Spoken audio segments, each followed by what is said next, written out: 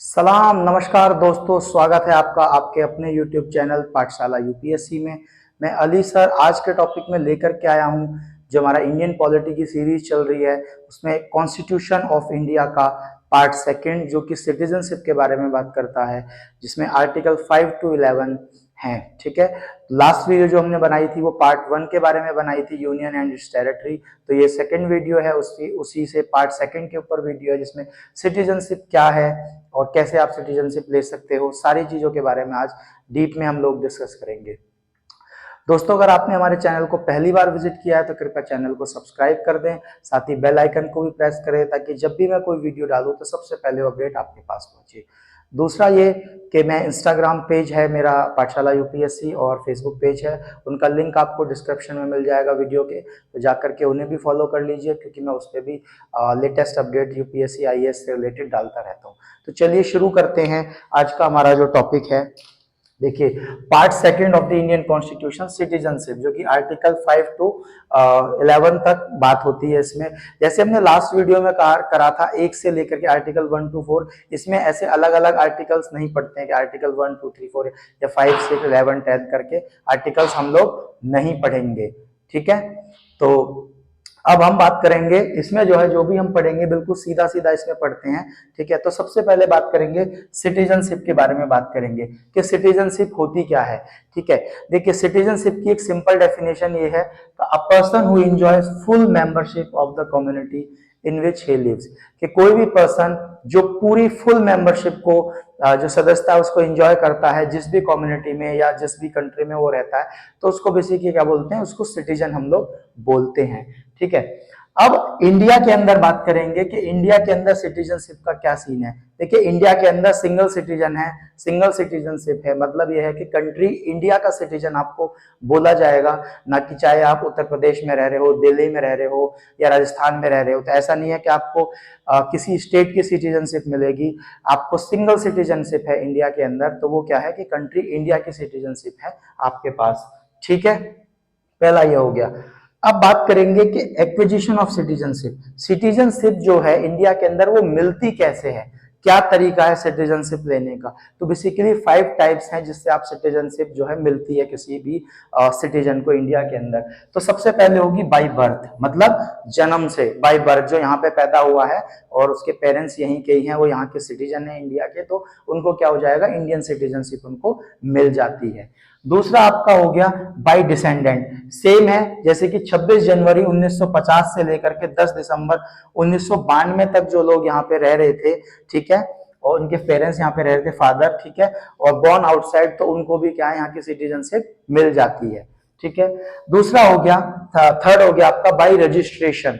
देखिए, सिटीजनशिप को लेकर के रजिस्ट्रेशन भी कराना होता है। जैसे कोई मान लीजिए इंडिया का सिटीजन नहीं है, ठीक है, तो वो क्या करेगा, वो रजिस्ट्रेशन से भी सिटीजनशिप ले सकता है। और दूसरी चीज, एक मोस्ट इंपॉर्टेंट चीज मैं आपको बता दूं कि जो बाय बर्थ जिनको यहाँ पे सिटीजनशिप मिली हुई है उनके लिए रजिस्ट्रेशन भी जरूरी है, क्योंकि बाय बर्थ तो उनको मिल गई लेकिन डॉक्यूमेंटेशन होना बहुत ज्यादा जरूरी होता है। ठीक है, तो एक ये हो गया। एक हो गया बाय नेचुरलाइजेशन।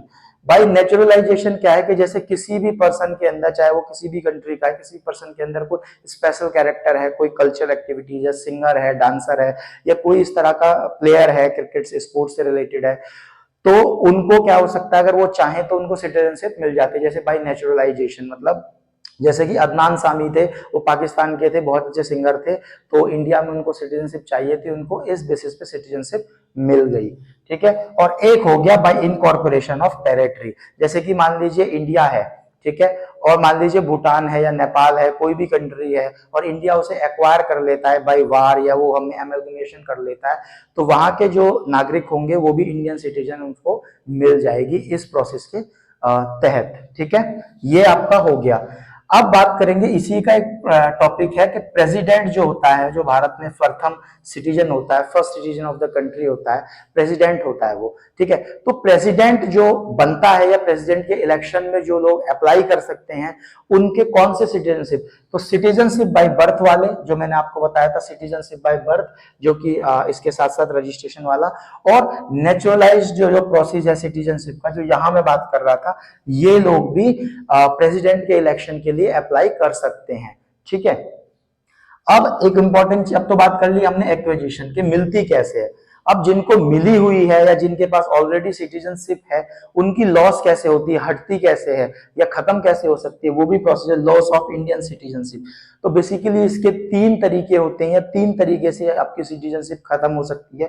पहला होगा रिनाउंसिएशन, मतलब वॉलेंट्री एक्ट। मान लीजिए आपने कनाडा की या ऑस्ट्रेलिया की किसी भी कंट्री की आपने सिटीजनशिप ले ली, आप वहां पे जाके रह रहे हो, आप सिटीजनशिप वहां की ले ली, तो क्या करेगा, आप खुद से भारत की सिटीजनशिप छोड़ सकते हो। जैसे कि आपने देखा होगा कि काफी लोग जो है इंडिया से भी माइग्रेट होकर दूसरी कंट्रीज में जाते रहते हैं, तो वो लोग क्या करते हैं, इंडिया की सिटीजनशिप छोड़ देते हैं, जब वहां की सिटीजनशिप वो लेते हैं, क्योंकि इंडिया में सिंगल सिटीजनशिप है।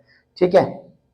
दूसरा हो गया टर्मिनेशन। मान लीजिए आपने किसी और कंट्री की सिटीजनशिप ले रखी है और आपने इंडिया की भी सिटीजन ले रखी है चुपचाप से, किसी को पता नहीं है, और मान लीजिए इस बात का गवर्नमेंट को पता चल जाता है या कोई इस तरह की चीज सामने आ जाती है, तो ऑपरेशन ऑफ लॉ आपकी सिटीजनशिप को टर्मिनेट कर दिया जाता है, खत्म कर दिया जाता है। ठीक है, तो एक ही हो गया। और थर्ड पॉइंट है डेप्रीविएशन। देखिए, रिनाउंसिएशन और टर्मिनेशन तो ज्यादातर लोगों को पता है या ज्यादातर लोग जो है बता देते हैं, लेकिन जो डेप्रीवेशन है वो बहुत कम लोग बताते हैं या बहुत कम लोगों को मालूम होता है कि ये वाली जो सिटीजनशिप, मतलब ये जो सिटीजनशिप को हटाने का, लॉस होने का जो मेथड है, ये क्या है। ठीक है, तो सबसे पहले नीचे वाले जो पॉइंट्स हैं, हमारे ऊपर के 3 पॉइंट को छोड़ के नीचे एक मैंने लाइन लिखी है, compulsory termination obtained by registration और नेशनलाइजेशन। तो ये वाला जो तरीका है ये उनके लिए है जिनको रजिस्ट्रेशन से जो मिली है सिटीजनशिप या नेशनलाइजेशन, वो लोग इस कैटेगरी में आते हैं। अब अगर आपने फ्रॉड कर दिया है, मान लिया आपने कोई ज्यादा ही फ्रॉड कर दिया, सरकार के खिलाफ आपने फ्रॉड कर दिया, कोई भी ऐसा कर दिया, तो आपकी सिटीजनशिप खत्म हो जाएगी। दूसरा हो गया फॉल्स रिप्रेजेंटेशन।